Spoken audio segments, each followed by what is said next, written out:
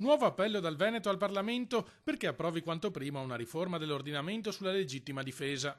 È vitale che la proposta della Lega diventi realtà, invoca l'assessore regionale Roberto Marcato dopo l'ultimo controverso episodio di cronaca avvenuto in provincia di Arezzo. Questo imprenditore, dopo aver subito 38 furti, cioè non uno, 38 furti, lui era costretto a vivere di notte, a dormire di notte nella sua azienda. Cioè questo schiavo del suo lavoro, per difendere il proprio lavoro.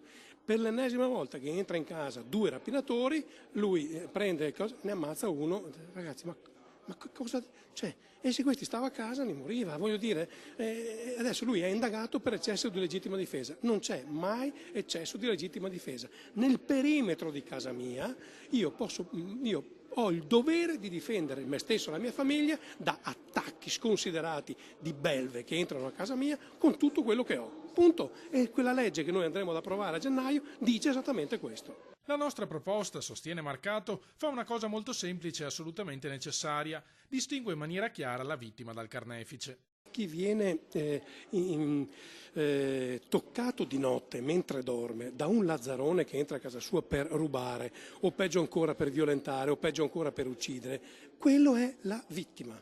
Quello che viene a casa tua per rubare, per uccidere, per violentare, è il carnefice. Ecco, questa legge dice una volta per tutte chi è la vittima e chi è il carnefice. E la vittima si può e deve potersi difendere come meglio crede.